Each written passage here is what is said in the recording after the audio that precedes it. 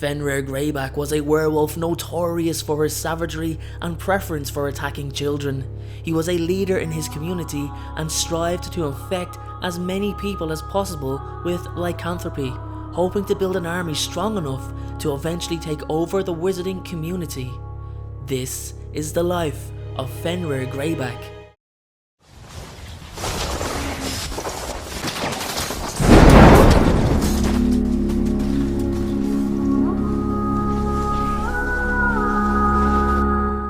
At some point in his early life, Fenrir was bitten by a werewolf and infected with lycanthropy. Throughout most of his life, his only goal was to infect as many people as possible in order to create enough werewolves to defeat the wizarding world. Because of this, it leaves the question of whether Greyback actually chose to become a werewolf, given his level of pride and overall goal to increase the amount of werewolves in the world. Fenrir would often purposely place himself in close proximity with his victims before a full moon to ensure that he would attack them after his transformation. By the mid-1960s, the amount of dark magical activity across the country was growing steadily. While few knew what was behind it all, there was a precursor to Lord Voldemort's first rise to power.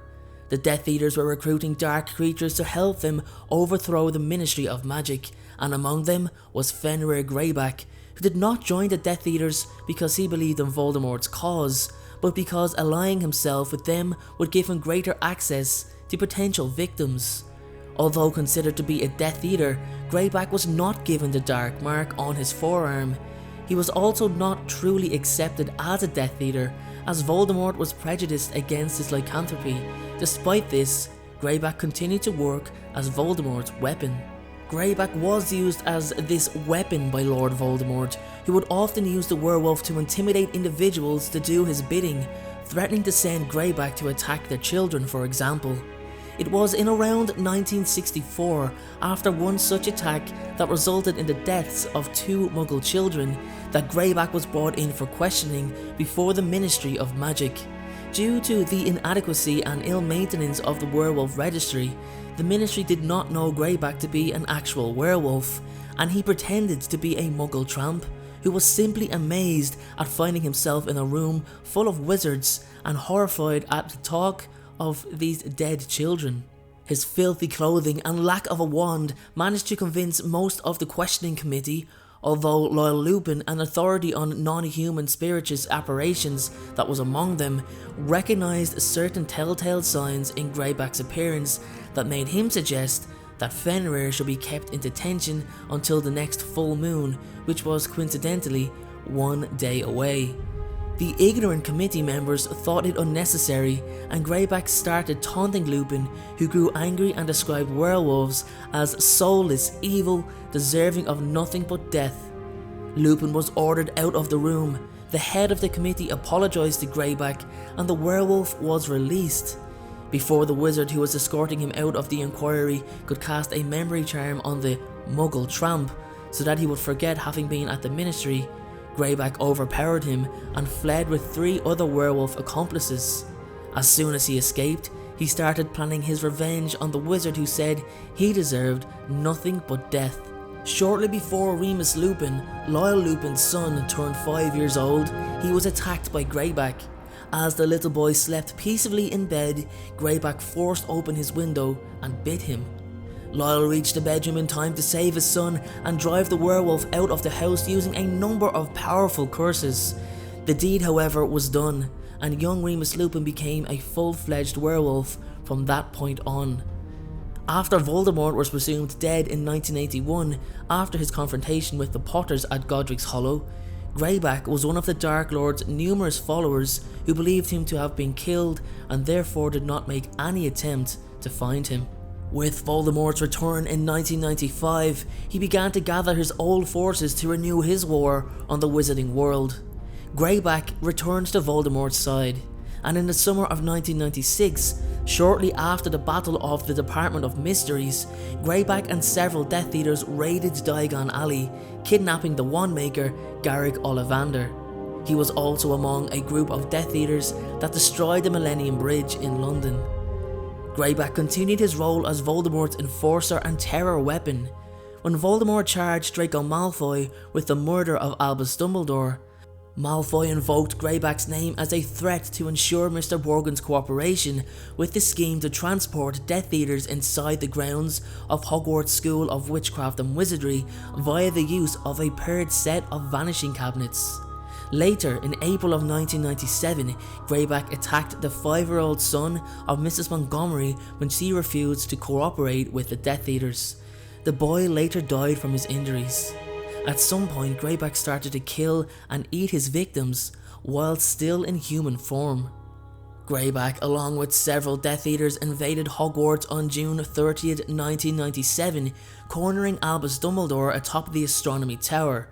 Much to Draco Malfoy's shock and Dumbledore's disgust, he mockingly asked Dumbledore if he was pleased to see him, to which Dumbledore replied that he wasn't.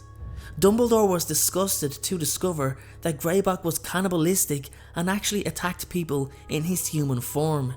He was among those who urged Draco Malfoy to kill the headmaster and attempted to take over the job himself before Severus Snape stepped in. During the subsequent battle against the members of the Order of the Phoenix and Dumbledore's army, Greyback assaulted Bill Weasley, scarring his face. Fortunately for Bill, Greyback was not in his werewolf form when he attacked, therefore he would not be a true werewolf, but only have some wolfish behaviour. Greyback also tried to bite Harry Potter during the battle, but Harry retaliated with a full body bind curse. Months later, after the fall of the Ministry of Magic, Greyback became a primary leader in the Snatchers organisation and led a group of them around the countryside, scouring for fugitive Muggleborns, blood traitors, and truants who had escaped persecution. It was Greyback's group that caught a fugitive group comprised of Dirk Creswell, Ted Tonks, Dean Thomas, and goblins Griphook and Gornock.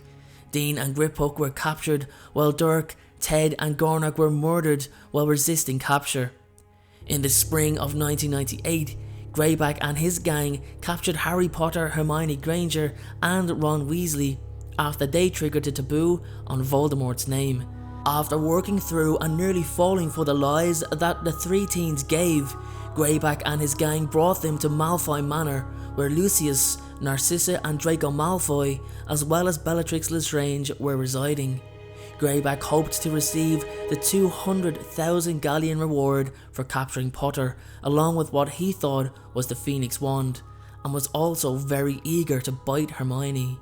However, Bellatrix spotted Godric Gryffindor's sword amongst the captive's possessions and became frantic as she had believed it to be in her vault in Gringotts.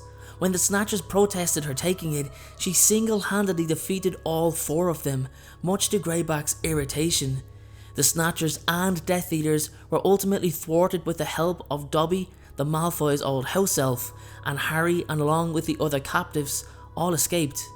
Dobby was unfortunately killed in the process by Bellatrix Lestrange's dagger. It is unclear whether Greyback survived the Battle of Hogwarts. If he did, he was most likely sent to Azkaban for his association with the Death Eaters and for his many crimes during the Second Wizarding War, under Kingsley Shacklebolt's decorrupted Ministry of Magic.